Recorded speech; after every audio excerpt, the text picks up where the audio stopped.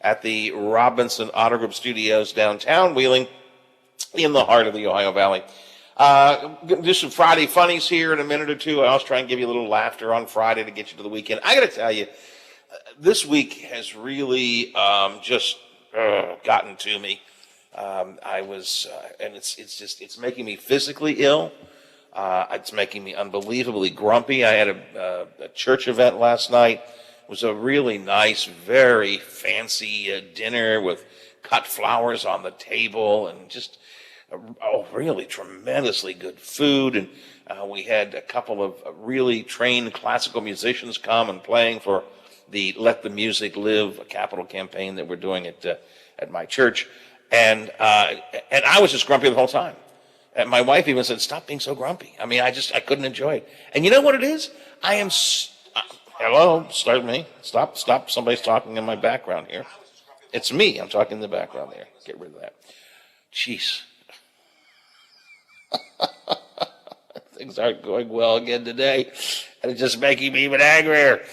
No, what's been getting me angry has been all of the idiotic, stupid anti-science, anti-mask, anti-vaccine rhetoric that I've been reading on Facebook and Twitter, people responding directly to some of the things that I've been saying, and I just can hardly take it. And it's got me down, Biff. It's just got me down. I'm getting angry.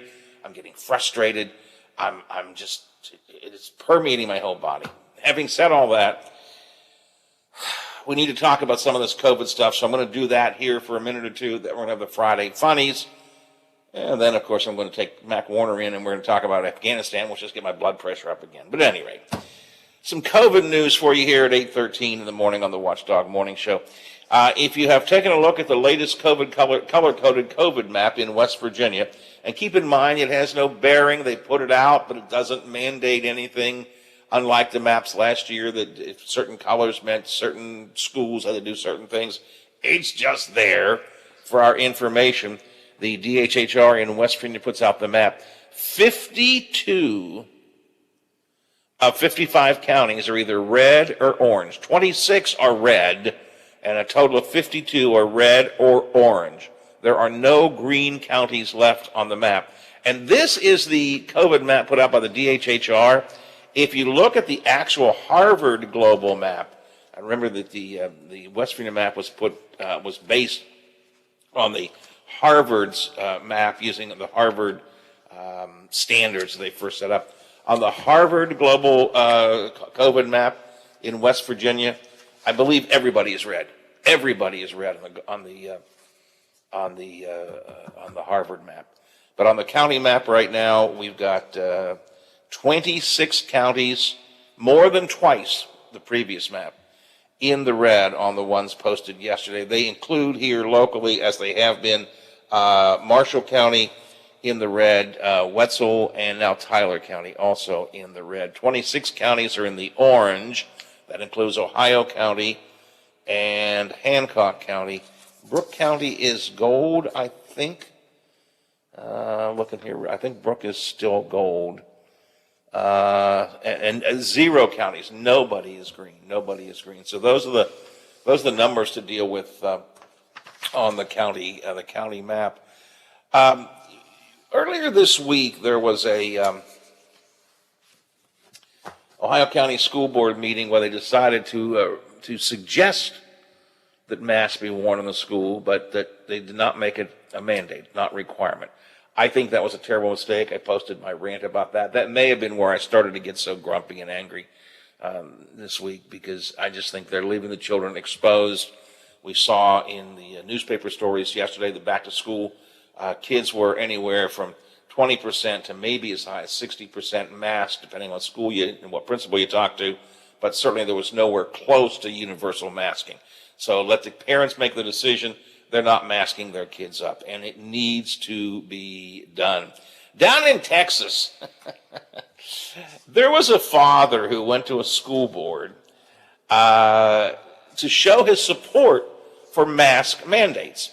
And the point he was making was, come on, we have to do all kinds of things in the world that we don't like that we don't agree with necessarily, but they become conditions of employment. It's a phrase I used yesterday. And to make his point, that how stupid it would be if we just did what we wanted to, wore what we wanted to. I don't like your orders, I won't wear them. He stripped down to his skivvies. Here's a little clip of how it happened. I just decided that I'm going to not just talk about it, but I'm going to walk the walk. At work, they make me wear this jacket. I hate it. They make me wear this shirt and tie. I hate it. It's simple protocol, people. We follow certain rules for a very good reason. Mr. Akers, I believe you're a swimmer, but if you would mind putting your pants back on for a comment, that would be appreciated. Now, there's a comment you don't hear very often in a school board meeting. Mr. Akers, would you mind putting your pants back on? But I think he was making the point. He goes, you know what? Your boss tells you to wear, if you're in a professional setting, your boss may tell you to wear a coat and tie. If you're working for, I don't know, a plumbing company or an air conditioning company, they tell you to wear a shirt with your logo on it, right? If you're working for UPS, you wear the brown, right? I mean, setting standards for what you can wear is not some wild and crazy liberal idea that's come out of nowhere. It's done every single day in 90% of our businesses in the world. I don't know. Does this story say how they finally voted? I guess it was still just public comment, so I don't think they ended up making a decision there. Again, this was down in Texas, but I thought that was a pretty clever situation. The Ohio County Health Department issued a warning yesterday. They are ratcheting up their concern. They are advising the public the current rate of COVID-19 transmission is high and is forecast to increase during the coming weeks. They anticipate that COVID infections will be as high as they were in January of this year. There will be more serious illness and there will be more death. Hospital admissions are up. Hospitals all around the state and the country, but around the state, are reaching capacity, absolutely. And for those who say that, the young people, don't worry about the young people, they're okay. The health department says cases they have heard across all ages from young children to older adults. I've been getting a lot of people saying, but how many die? Well, is that the ultimate? Is that all you care about, how many die? How about how many are terribly sick? How about your kid who gets terribly sick? The health department says, get tested, get vaccinated. It's going to get worse before it gets better. Those are the words of the Ohio County Health Department. Meanwhile, a new survey was out by the AP folks. AP did a poll. Over half of American workers favor vaccine mandates. Over half of them are in favor of workplace vaccine mandates. Only about 25% are actually opposed to the mandate. That's a new poll by the Associated Press, the Nork Center for Public Affairs and Research. Children in Tennessee, again, I keep getting this, children aren't affected, Howard. Why do you worry about children aren't affected? In Tennessee, State Health Commissioner says that children account for more than a third of the cases of COVID right now in Tennessee. It's not here, but in Tennessee. 57% increase in children's cases just in the past week compared to the week prior. So I keep getting these ludicrous texts and emails and tweets. Children aren't dying. Well, first place, there are children dying, but more importantly, they don't have to die for it to be a serious problem. Governor Justice today is holding one of his 10:30 press gatherings, and he's going to have with him the state school superintendent and the U.S. Education Secretary. The Education Secretary, Miguel Cardona, actually was in Pennsylvania last week meeting with the governor and sharing a COVID press event. And the governor is going to have Cardona here today, along with the state superintendent of schools. And the governor says that he'll have a vaccine initiative announcement. Now, I've seen all kinds of people speculating on Twitter. Maybe at last he's going to put in a mask mandate. Maybe he's going to put in a vaccine mandate. I'm going to make you a prediction. Biff, I think it's going to be more fun and games, more prizes to give away, more baby dog to kiss. I will bet you. I don't look for any big, serious announcements to come from Governor Justice today. By the way, I seriously hope I'm wrong. And if I am wrong, I will be more than happy to acknowledge it. But I don't think we're going to see any serious announcements. What we're going to see is just more of the same. Just more of the same. We'll find out this morning at right around 10:30. If you want to get a preview of it, I think the Big Seven is going to put the press event on their website and their Facebook page, so you can watch the governor do whatever the heck it is that he's going to do this morning at around 10:30. 8:22 after the hour here on the Watchdog Morning Show. Have I done all the COVID stuff I wanted to share with you in this segment? Yep, I guess I have. All right, let's take care of some business, and we'll have a little bit of humor and laughter in the Friday Funnies coming up next. Then we'll turn very serious again. Secretary of State Mac Warner will join us. We'll talk about Afghanistan. Friday edition, Watchdog Morning Show underway. It's 8:22. This is Bill DeFabio.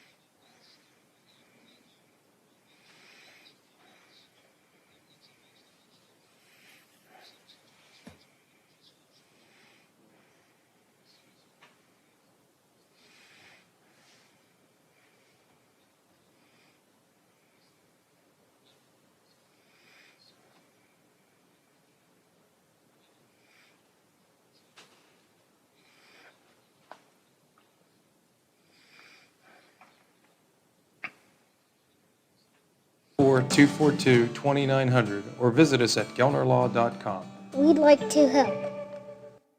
Toyota's national sales event is happening now with savings and reliability you can count on. So check out an adventure-ready gas model RAV4 with up to $750 cash back, or a stylish 22 Corolla with up to $500 cash back, or go with a sporty Camry with up to $1,000 cash back. Visit buyatoyota.com and find a dealer near you. You can take cash back or apply to a down payment. Offers may vary for hybrid models. See your dealer for details.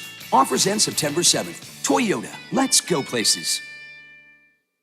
Are you traveling? Working a little bit too much? Is your fur baby starting to get a little shaggy? Let Dirty Paws be your one-stop shop for all of your pet care needs. Stop in and see us at 202 18th Street or give us a call at 304-639-7754. To schedule your appointments for dog grooming, doggy daycare, and dog boarding today. New Belgium Fat Tire Amber Ale is now available in West Virginia and distributed locally by Wine and Beverage Merchants. With its toasty and biscuit-like malt flavors blended perfectly with hoppy freshness, it's bound to become one of your new favorite craft beers. Fat Tire Amber Ale is now available at local retailers. Please don't drink and drive and drink responsibly. From your friends at Wine and Beverage Merchants. Sports Map Radio is on all night long. Tune in to get up to the minute sports coverage on FM 98.1, AM 1600. We are the Watchdog. Miss a part of the show? Want to hear a segment again? Check out our podcast page at watchdognetwork.com. The Watchdog Morning Show with Howard Monroe continues. God, what a little buddy this is. I hope that my daughter-in-law puts this picture on her Facebook page, and then I can share it to the rest of you. If she takes pictures, unless she posts them on Facebook, I don't like to share them directly from me, because it's her son. She sent me a picture today of my little buddy, Teddy, sitting in front of his house with a chalkboard. Today is my 4th day of first grade. Today is August 27th, 2021. My teachers are Ms. McFadden and Ms. Mead. I am 6 years old. When I grow up, I want to be a horse trainer. Well, I was hoping more of a heart surgeon or maybe president, but hey, if he wants to be a horse trainer, let him train horses. That's more power to him, I guess. More power to him. I hope that she posts that on Facebook, because then I will be able to post it to my page as well. Speaking of Facebook, I think we've now fixed the problems with our live video feed, and I think it was my fault earlier. So the first hour we didn't get on video, but this hour is up and running, both on the Watchdogs Facebook page, and I think I've got it up on my Facebook page too as well. 8:27. I want to have just a little tiny bit here of time for the Friday funnies, and then we'll turn our attention to Afghanistan, and Mac Warner is going to join us to talk about that. But right now, let's have a little bit of humor in here. We'll start with some late night comedy from the TV host last night. Netflix just released a documentary about legendary painter Bob Ross that claims to show the dark side of his life and legacy. It's called Bob Ross, Happy Accidents, Betrayal, and Greed. Really, Netflix? Do we really need this? I mean, what's next? Betty White, secret serial killer. Police in multiple counties are investigating thefts at a grocery store because someone is stealing 3-foot-tall Snoop Dogg bobbleheads. When reached for a comment, Snoop said, "Stop robbing my bobble, baby Bubba." The makers of Mountain Dew have announced they will release a limited edition Flamin' Hot Cheeto flavored soda, and the FDA is already scrambling to approve a vaccine for it. A zoo in Belgium recently banned a woman because she's having a self-described affair with a chimpanzee, which is negatively affecting his relationship with other apes. And just a guess here, hers with other humans? A little bit of late night comedy last night, and always I share with you on Friday a bit of stand-up comedy. What do we got here, Biffy? I lost my notes. I know we got a couple of things. Which one are you going to pick here? Who do we have? Yeah, how about we go with, we've got Brian Gutman on wine drinkers thinking they're classy. I like that because it is true, isn't it? You know, people think, oh, I'm drinking wine. That makes me classy. I like that. Let's hear what he has to say. There's this weird association between drinking wine and being a sophisticated adult, which that doesn't need to be thought at all. Yeah, problem right there. And yeah, that's me. I'm classy. That is not true. That is not true. But people will think, like, if you have a glass of wine, like, walk in, like, oh, I see you're drinking wine. Like, yes, I acquired this bottle from the gas station. Yes. Yeah. It has been properly chilled because it was next to the ice cream sandwiches. Yeah. Let's see what the year is on. Oh, that's today. Yeah, let's crack that open. Yeah. That was a good year today. Crack that box open. Isn't it true, Biff? People who drink wine, and listen, if you drink wine, I'm not trying to be offensive to you because some people truly enjoy it. My daughter-in-law loves to drink wine. I bought her a wine club for a birthday or something recently. So but a lot of people who drink wine just do it to look classy. Don't you think, Biff? Oh, look at me. I'm drinking wine. Yeah, I think. You're guzzling beer, but I'm drinking wine. I think some do. The only time I drank wine on a regular basis was when I was in college, and that was Boone's Farm.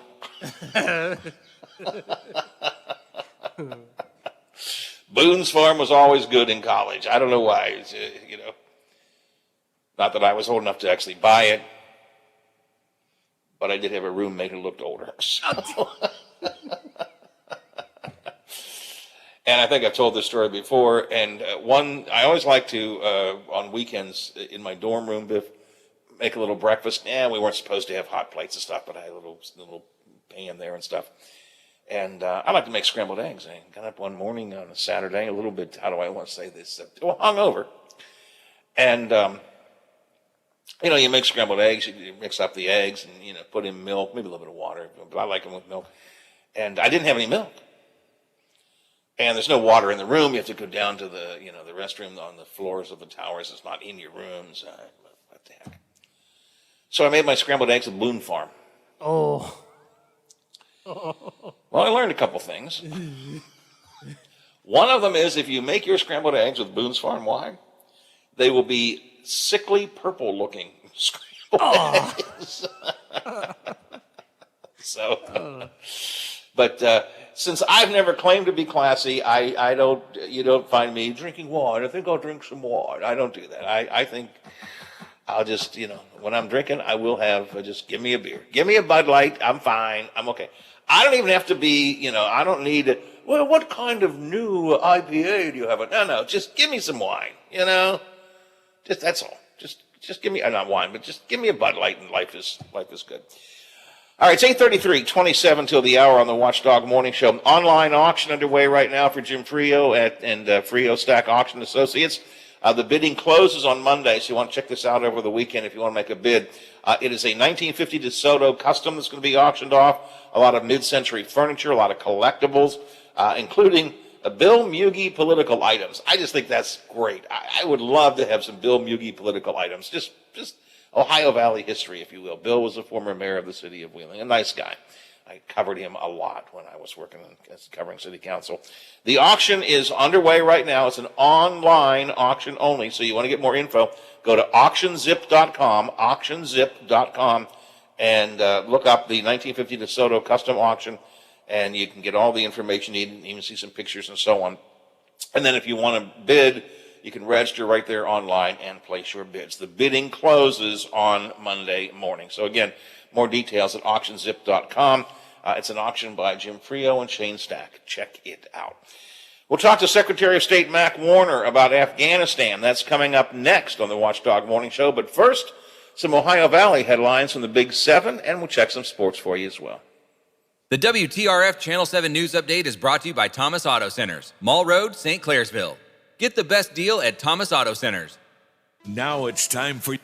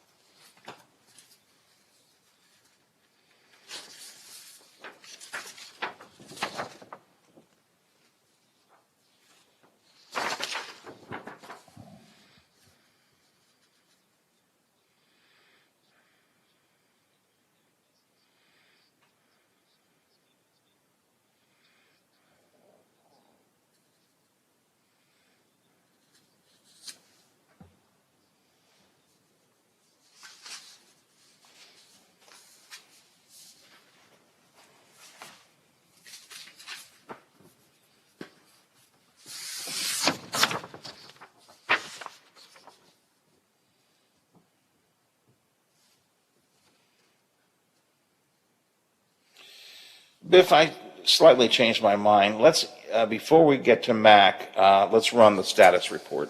I'll introduce it, we'll run that, and then we'll go straight to Mac. Okay, can we do that? I was going to use the clips from Pulse, but I think I'll just use the status report instead. If that's okay with you.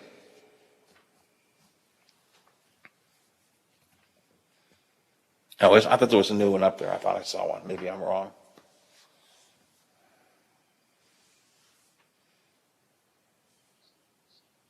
What was the one we ran before? I thought we ran the 6:30 before. We ran 7:30 last time.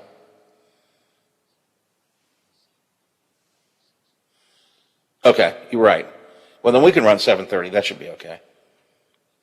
There's not that much not much new happening. If 8:30 pops in, that's fine. But if not, 7:30 is okay.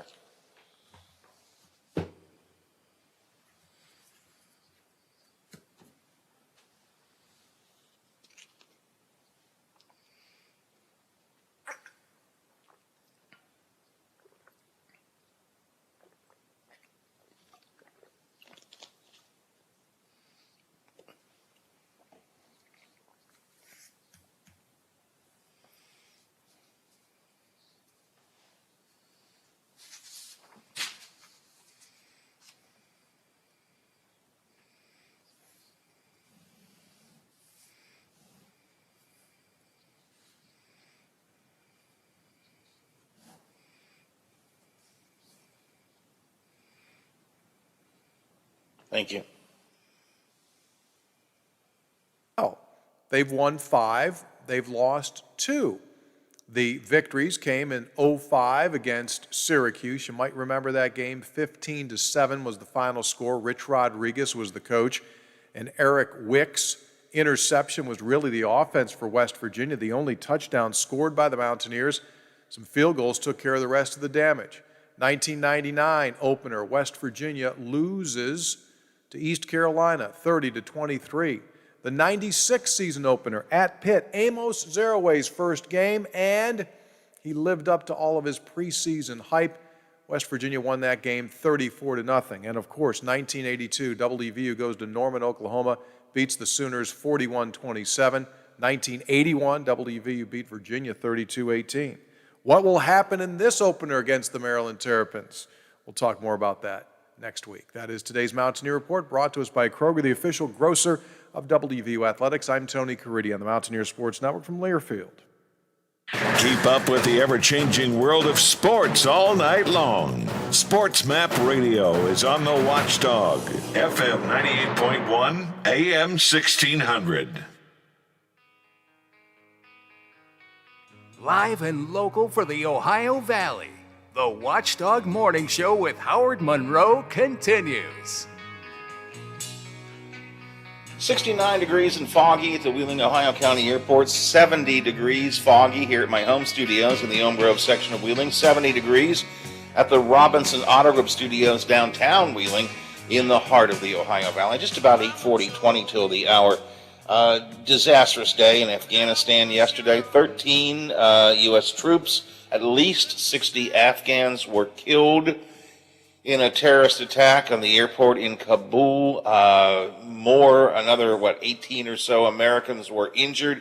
Another 40 or so Afghans 140 or so were harmed. I mean, it was just a miserable, terrible thing. Suicide bombings and so on. The president says, we will not forgive, we will not forget, we will hunt you down, we will make you pay, as we continue evacuating folks from there and apparently looking at retaliation. Our ABC News team has a quick summary of where we are this morning on the situation in Afghanistan. The White House says 12,500 people were evacuated from Afghanistan in a 24-hour period that ended overnight. But that period also included the deadliest day for Americans in Afghanistan in a decade. 13 service members were killed in bombings at the city's airport. General Kenneth McKenzie, commander of U.S. Central Command, says the danger has not passed. But right now, our focus really, we have other active threat streams, extremely active threat stream against the airfield. We want to make sure that we've taken the steps we need to take to protect ourselves there. ISIS-K has claimed responsibility for the suicide bombings at screening points. President Biden vowed to avenge the deaths of the Americans and continue the evacuations. This has created agonizing waits for news from people in the U.S. with loved ones in the military. Keith Jeffries of Florida says his son deployed to Afghanistan 2 weeks ago. 5,000 people in the whole military, and he's one of them. He's just unlucky. But he thinks he's lucky because if he can help people. Brian Clark, ABC News. West Virginia's Secretary of State, Mac Warner, was in Afghanistan for, Mac is with us this morning, Mac 5 years, is that right? That's correct, yes. Before I ask you some questions about what you think of what's happening, give us a sense of your time in Afghanistan. I went there about 2010, 2011. That was right before we got Osama bin Laden. And I'd studied Islamic law. In fact, I'd taught comparative law at the Army's Judge Advocate General School. And this gave me the first chance to actually live in an Islamic country and experience it firsthand. I'd read quite a bit, written papers and so on, but it's a completely different experience when you're actually living it, and especially in a place like Afghanistan, which is really the heart of a lot of this Islamic fundamentalism. But with different groups, you've got the Taliban, you've got ISIS, you've got Al-Qaeda, you've got the Haqqani network, and each one of those has its own objectives, both political, religious, ideological, and so on. And that's what we find ourselves right in the middle of right now, is this tension between the Taliban, which is a nationalistic, they want control of Afghanistan, versus ISIS-K, which is, the K is Khorasan. And they've got more of this Islamic Caliphate concept, and we dealt with that back over in northern Iraq as well. So part of the key to understanding some of this, or getting a grasp on it, is we look at these as nation states, and they really aren't. Like, Afghanistan is not a nation; it's a series of tribes. And when you get into that tribal conflict and then the ideological Islamic conflicts, and we put our soldiers right there in the middle of that. And there's no way that they can understand all those differences when they're just dealing with trying to handle a checkpoint and people coming through and pushes of thousands of people. It's quite convoluted and problematic to insert our people in the middle of that, especially when you have this problem back at home, this political problem of being tired of the war, wanting to pull out, but how do you pull out, that sort of thing. So the experience for me was quite eye-opening. I was there to try to implement a rule of law, a Western-style judicial system, because when we arrived, there were only about 5,000 or 6,000 people in prison when there should have been, for a population that size of about 30 to 35 million, there should have been 4,000, 5,000, 6,000 people in jail, just using your numbers as to what's problematic within a society, murders, rapists, and that sort of thing. So there were a lot of bad people out on the streets that needed to be in jail. But you can't just round them up and throw them in jail without, at least from our perspective, a hearing and rights and that sort of thing. So that's what we were attempting to do. And so I handled the first half of that. That's the judges, the prosecutors, the defense counsel. Then a counterpart of mine handled the incarceration side. Once you're in jail, how long do you stay there? What's the process to release you? And that sort of thing. So it was quite a undertaking. It was the world's largest rule of law program. And it really gave me some insights into a lot of this political and ideological infighting. You really encapsulated it well, Mac. It's a very complicated part of the country, or part of the world, and it's a very complicated, air quotes, country. I think I'm probably representative in this case of an awful lot of Americans. I felt that we needed to do something after 9/11, and I was supportive of the idea of going into Afghanistan because that seemed to be where Al-Qaeda was being harbored. I always worried we didn't have a specific end game in mind, but I thought that we needed to, quote, do something. And I also, like I think most Americans 20 years later, I think it's time to come home. I don't know that we accomplished anything, and I don't know that we can accomplish anything further, but it's such a mess, I don't know what we do. I mean, I'm looking at this, and I think it's hard for most of us as the general public to even get our head around the things you were talking about, that we're talking about, I think we went in saying, Al Qaeda, Bin Laden, those are the bad guys, we're the good guys, we'll get them, it'll be done. But there are so many different facets and tribes and factions in that country. It's hard for the general public to even get its head around. Well, you're exactly right. You've hit the nail on the head of not identifying the reason. And you go back to just war theory, St. Thomas Aquinas, and then Hugo Grotius and international law and those sorts of things. What's your basis for intervening in somebody else's problems? And so we had the just cause, we had the reason for it to go after Osama bin Laden after he flew planes into our World Trade Centers and Pentagon and so forth. We had to. You can't just let that go. So we had to go after him. And he was in Afghanistan, so we had to go to Afghanistan. The problem was we broke the Taliban's back very quickly, but we didn't get Osama bin Laden. And so within a year or two, we take our eye off the prize, and for whatever reason, and I still don't understand fully why we went into Iraq, but that took away that just cause that we had. Now, we stayed after Osama bin Laden for 10 years. It took way too long to get him. We should have pursued him with what President Bush at the time had said, either you're with us or against us, and we're going to go after you wherever you are. We had the authority to go after him even when he went over into Pakistan. He was the target. We needed to go after him. But finally, after we got him in 2011, May 2011, we should have declared victory and come home. That was our just cause. Once we got him and we stayed, we lost that just cause. We lost that reason for being in there. And we started to morph into these other things, nation building and so forth. And when we go back to the convoluted nature of Afghanistan, you're not going to make a nation state. That we never did, even though we had elections and so forth. Less than 10% of the people voted for President Karzai or Ashraf Ghani after Karzai, his term was up. And as soon as we left, Karzai starts talking about the Taliban being his brothers and so forth. So we didn't even have Karzai, who was the first president for the first 10 years or so. So we had all kinds of signs that things weren't working correctly. And we should have pulled out. But the problem is, as you pull out, how do you pull out and doing it correctly? So to simplify the problem right now, we have Americans inside Afghanistan who are at risk. We have a just cause. Go after them. And so we need to use our military. We've got the strongest military in the world. We need to dictate to them, not them dictating to us. That we're going in and we're getting our people, and if you cause problems, you're dead. And so it's very simple to me. Right now, we don't need to do nation building. What I was doing over there, rule of law, no. The law is international law. We have a right to protect our citizens. We're coming to get you, and you better stand aside whether you're Taliban, ISIS-K, Al-Qaeda, Haqqani's some of the real bad guys in there. And right now, the authority in Kabul has been turned over to this Haqqani network.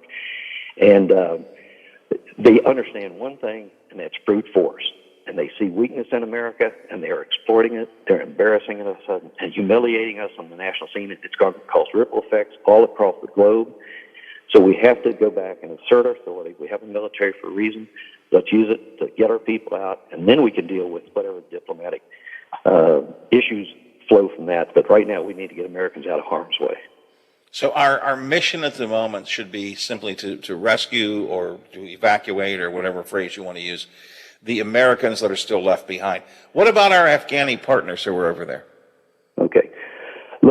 Real quick, just the people are Afghans. The money are Afghanis. And so we need to get the Afghans who helped us. We do have a moral obligation where we promised those that actually fought for us for 2 years. The standard at the time was, if you fought with us for 2 years, then you're eligible for the SIV, the Special Immigration Visa. But you still have to be vetted. There are people who were working with us that they go with wherever the power is. Remember, I said they understand raw power. So they may have been Taliban years before, but then if they get through the process and volunteer to be a translator for us, we may have used them. But we need to go back and use fingerprints, facial identification, and if they were ever ISIS or Haqqani or Taliban, we shouldn't be accepting them into the United States. So we've now accepted over 100,000 people, put them on planes, and we're responsible for them now. But it doesn't mean we have to bring them into the United States. We have a lot of Arab and Islamic neighbors or allies, or friends anyway, UAE, Qatar, Saudi Arabia, Turkey. We ought to be looking at placing them there where they're much more aligned culturally and religiously and so forth than just bringing them all to the United States. So I say go slow on this process of settling the refugees. Let's do a proper vetting. remember that the 9/11 hijackers had been vetted as students and allowed into the United States. That shows you weaknesses right there. And you can imagine how overwhelmed our State Department is right now with the vetting process of 100,000 people. I'm telling you, we need to go very slow. There are bad guys in there. People that were able to get through those series of checkpoints to get to the airport, they had to be chameleons. They had to change their stripes and colors as they came through those various checkpoints. And if you were truly concerned for your life, the ones that really need help the most, they probably didn't risk their lives by trying to go through those checkpoints. So the ones that actually made it through could be very problematic, and we need to be slow about settling them here in the United States. Given how chaotic it seems to be at these checkpoints in Afghanistan and the airport and so on right now, should we continue to try to vet before getting these folks out, or do we get them out of the country safely and then begin to do a vetting process at that point? I'm only looking at the chaos that seems to be around the airport and around the whole evacuation procedure. Sure, it's utterly, from a military perspective, nuts what we're doing. Crazy to take this approach. We need to open up Bagram back up, open up Mazar Sharif, Herat. There are various airports around the country. If you were Herat, which is across the country from where Kabul is, how are you going to get across the country and get into Kabul and get through that mess to get to the airport? So we have to provide other options for people to get out of that country. And let's do that. And then, like I said, put them in either military bases or friendly countries and then vet them, as opposed to just bringing them here to the United States and trying to do it all from here. Because once they hit U.S. soil, you get a whole different set of standards as to legal rights and hearings and that sort of thing. Mr. Secretary, one of the things I guess we were supposed to be doing over there was preparing the Afghan army to protect itself and its own country, right?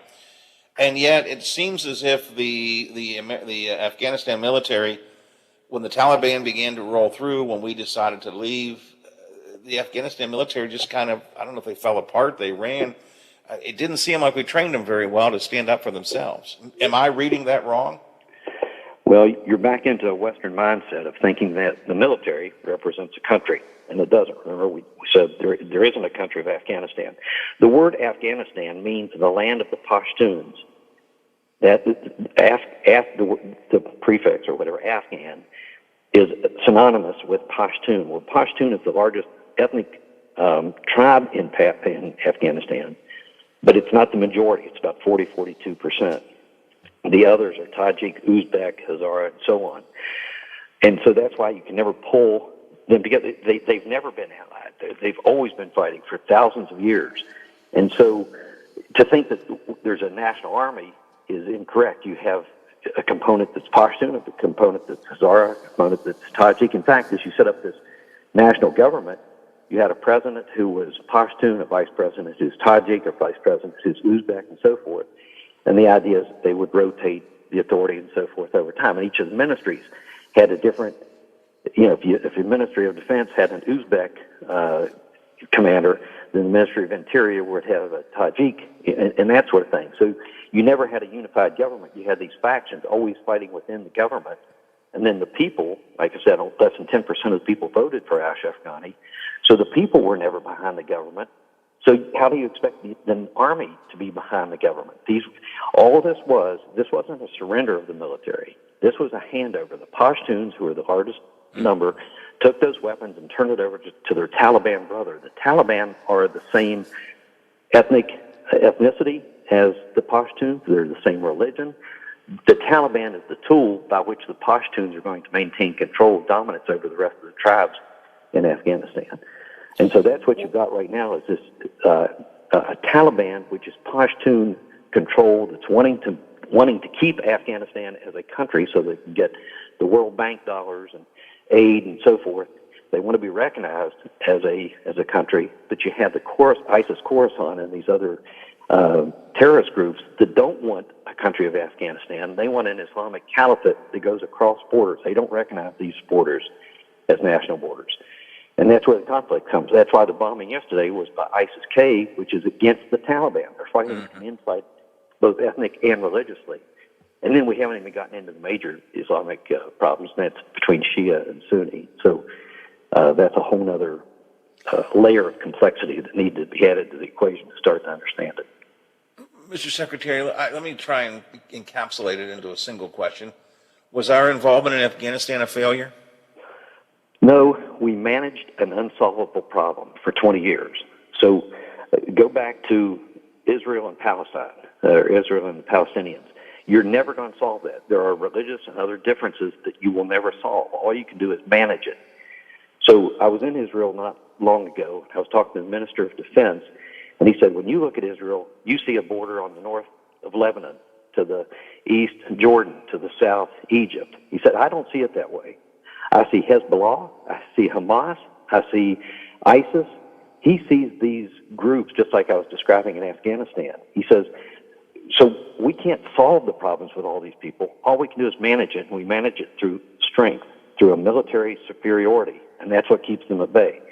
So for 20 years, to transfer back now to Afghanistan, we managed a problem. We didn't solve it. We managed it for 20 years, and notice for 20 years we didn't have any more 9/11 style attacks. We kept the lid on it because when you're chasing them through the mountains of Tora Bora, they have a real rough time trying to figure out how to hijack airplanes and come up with their next attack on America. So we managed it for 20 years. So it was not a failure. We kept them away for 20 years. Now you see already they're harboring, or they're allowing, or they can't stop these fundamentalist terrorists, the Haqqani network, the ISIS-K, and so forth, from reorganizing within Afghanistan. So we're going to be back there fighting them again. But when we do it next time, let's not do it to go in there and try to do 12 different missions, which is what my son could name. He could name 12 different missions he was given while he was in Afghanistan.